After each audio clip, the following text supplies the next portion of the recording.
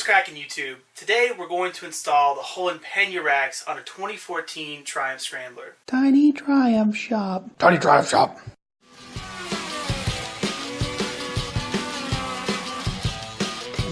Now, I've gone with the Holan pannier racks, a little outfit out of Poland, for a variety of reasons. As you know, there are a ton of manufacturers who are making luggage racks for the Bonneville air-cooled line of Triumphs. That includes Hepco and Becker, Metal Mule, and several others. Now, I've picked the Holan pannier racks because, well, they're a great value.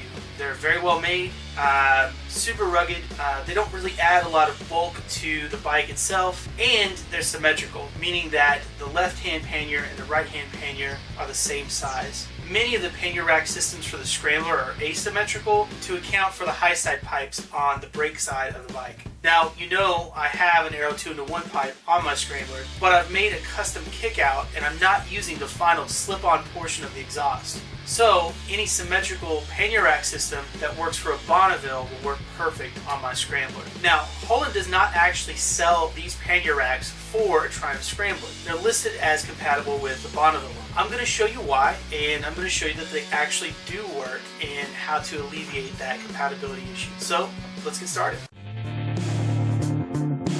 Because of the unique design of the Holan pannier racks, we're going to run into some trouble with the passenger peg on the brake side. The mounting hardware for the passenger peg on the brake side for a Scrambler has this offset clevis assembly. The reason that this assembly is offset or different from the clutch side is to allow the foot peg to come out further to accommodate for the high side pipe of the Scrambler. The Holan pannier racks need to mount through this pin assembly right here. Based on the Bonneville, this pin assembly should be in a different location. To alleviate this problem, I've hopped on Bike Bandit and ordered an OEM clevis assembly for the passenger foot peg on the clutch side. This is a very simple job, but before you go mucking about, you need to take a very close look at how it actually works. So we can see we have a retainer clip right here, a pin that runs through the entire assembly. If you take a close look here, you can see a spring. These holes are not without purpose. There's nothing in them right now, but if you turn the foot peg up, there's a click sound. That click sound is a ball bearing going into this hole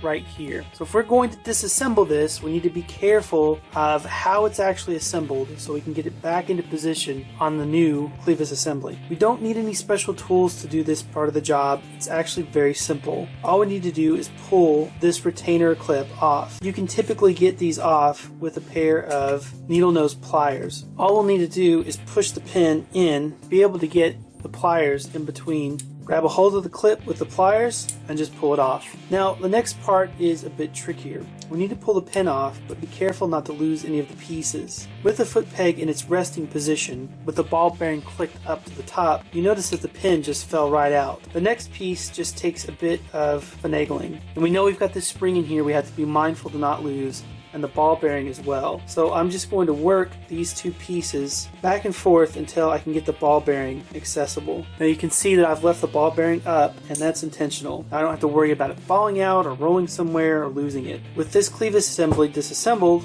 we just now need to add this back to the new clevis. Very simple. Once again, we're going to put the foot peg in its locked position and align the ball bearing. Now we're going to run our pin through, but not all the way. This should allow us to put our spring in very carefully, and then we'll push that into place with pliers. So we don't have to push the spring exactly into position just yet. Just get it far enough in that you can actually get the pin in place.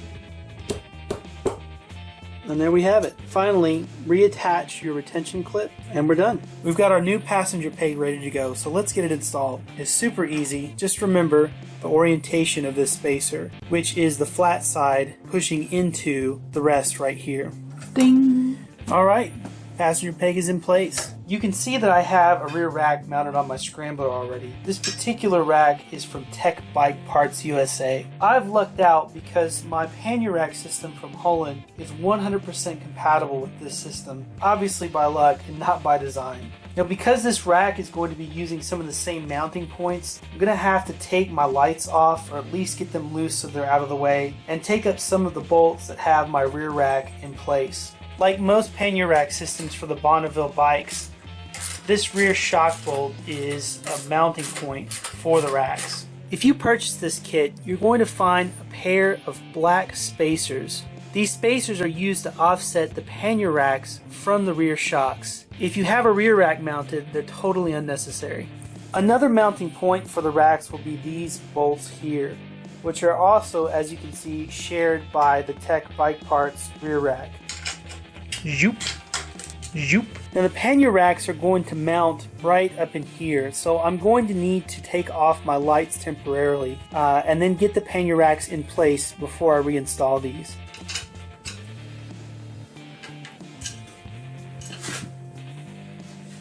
We're going to turn our attention to the frames themselves. We've got a pair of smaller Allen head bolts with lock nuts that I've used to put the 3 pieces for the pannier racks together, and you can see that here.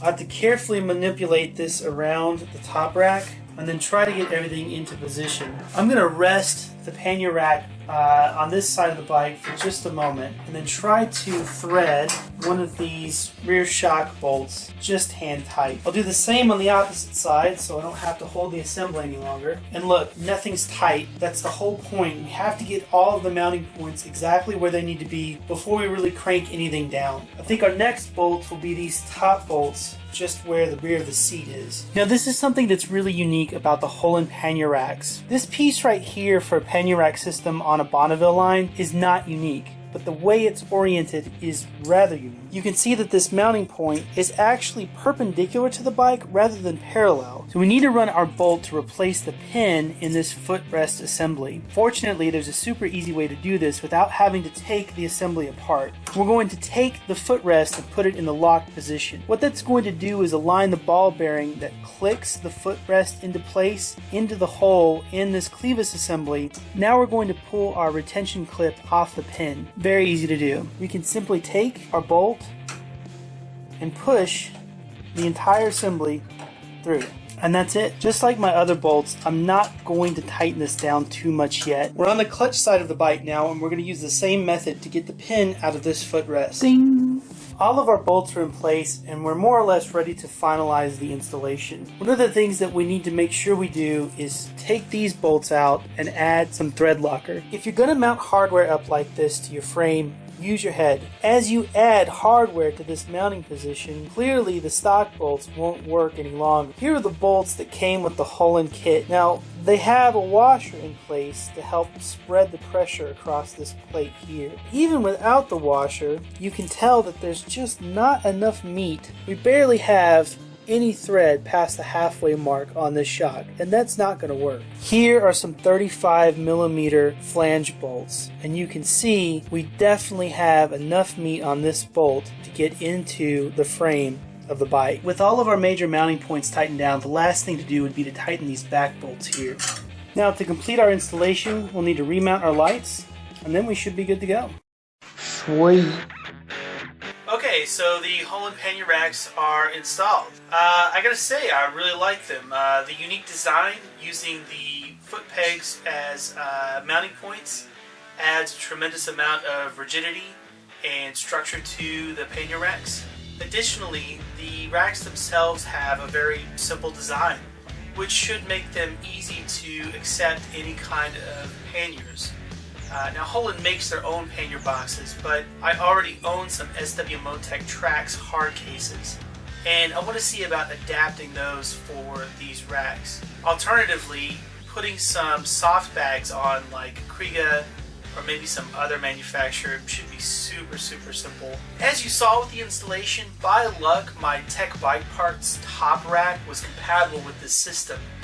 But based on the way the pannier racks from Holan actually mount to the bike and the shape of the frames themselves, I think they might actually be compatible with a variety of top racks. So that's something to look into if you're running a different top rack for your bike. After I got everything buttoned up, I have to say I'm not super happy with where my turn signals are now located, but I have a pretty simple solution for that we'll get to in a later video. At any rate, thank you for watching this installation. See you next time.